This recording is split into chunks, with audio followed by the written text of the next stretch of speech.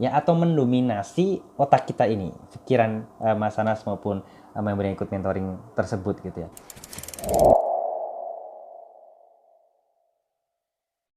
Selamat pagi, salam sehat dan berlimpah selalu untuk teman-teman semuanya. Assalamualaikum warahmatullahi wabarakatuh. Kembali lagi di channel YouTube SMID Solution bersama saya Alvin Haryanto, founder dari SMID Solution dan penulis buku 5 Langkah Ampuh Berdamai dengan Asam Lambung, Mah, GERD maupun Anxiety, sekaligus mentor 30 hari tuntas Mah, GERD maupun Anxiety. Di materi kali ini ya teman-teman, saya ingin share ke teman-teman terkait sebuah hal yang unik, fenomena yang unik, yang dimana ini baru saya temukan ketika mendampingi teman-teman di mentoring 30 hari. Nah, apa itu? Saya ingin share ke teman-teman sekarang ya. Jadi kemarin ya teman-teman, saya sempat sedikit tegas ke salah satu member yang ikut mentoring. Sudah hampir 2 minggu ya ikut mentoring, tapi belum dapat perubahan atau progres yang signifikan. Setelah saya gali lebih dalam, setelah saya gali lebih jauh lagi gitu ya, ternyata ketemu teman-teman ya. Jadi sebab sakit yang bersangkutan selama ini itu bukan berdasarkan dari makanan atau apa yang dia makan, itu ternyata bukan dari itu teman-teman ya. Dan mengubah pola makan, pola hidup sudah dilakukan sudah jauh-jauh hari selama ini. Tapi ternyata salah satu hal yang membuat dia nggak dapat progres yang signifikan ya selama mentoring, ataupun ketika sakitnya udah hampir 1 tahun ya kalau nggak salah, itu hanya karena selama ini terlalu banyak negatif atau emosi negatif, perasaan, pikiran negatif yang mempengaruhi atau mengontrol pikiran yang bersangkutan gitu ya, pikirannya gitu ya. Kenapa bisa seperti itu? Saya sempat tanya sih. Dari apa yang ini cewek ya, dari apa yang Mbak sampaikan, dari cara Mbak ngomong ke saya, kayaknya Mbak tuh sering dibilang sama suaminya kalau Mbak tuh dalam tanda kutip ya agak ngeyel gitu ya. Kalau dikasih tahu sukanya membantah, terlalu banyak beralasan. Dan dia jawab, betul mas, kok Mas Alvin tahu? Itu sebenarnya masalahnya Mbak. Saya yakin kok suami Mbak tuh sebenarnya sudah tahu bagaimana solusi terbaik untuk Mbak gitu loh, untuk bisa Mbak dapat progres kesembuhan yang signifikan. Cuman karena egoisme dari diri Mbak yang terlalu tinggi itu yang membuat solusi tidak jadi cepat Mbak dapatkan.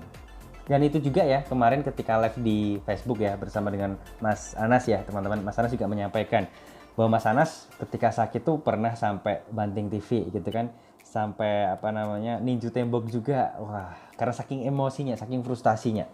Kenapa bisa seperti itu?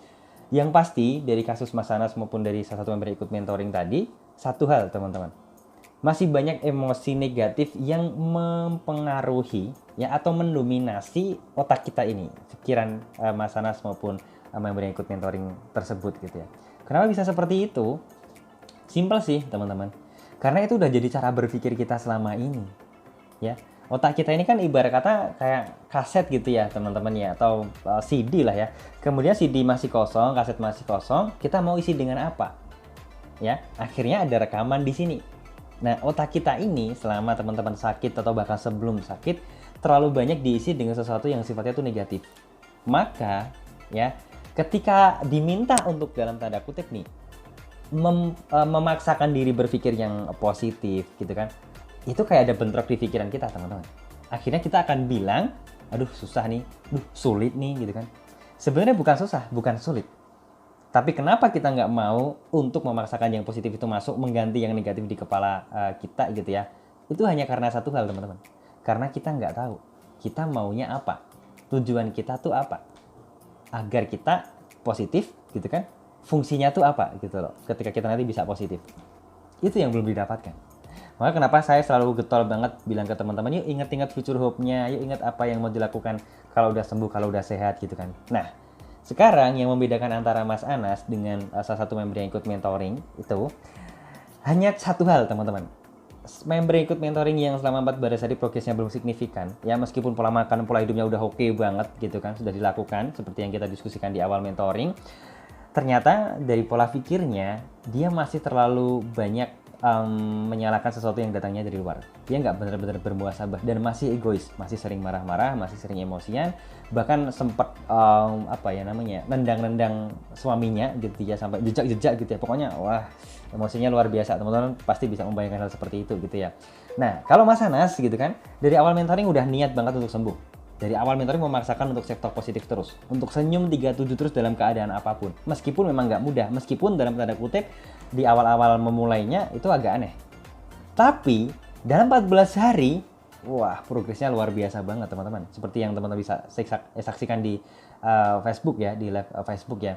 Bahwa 14 hari Mas Anas sudah menyatakan, wah saya udah mungkin 80% merdeka Mas Alvin. Akhirnya masuk minggu ketiga, makanan yang dipantang udah disikat semuanya, yang pedes, yang kecut disikat semuanya, bakso pedes sikat semuanya. Akhirnya bisa kerja, bisa produktif lagi dari sebelum-sebelumnya. Udah berbulan-bulan selama sakit gak bisa futsal lagi gitu teman-teman. Itu yang keren.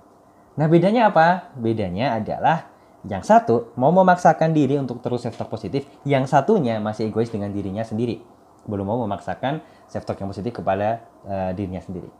Semoga bermanfaat ya teman-teman. Silakan ambil baiknya dan praktekkan untuk diri teman-teman sendiri agar bisa segera menjemput kemerdekaan seperti teman-teman yang lainnya. Salam sehat dan berlimpah selalu. Wassalamualaikum warahmatullahi wabarakatuh.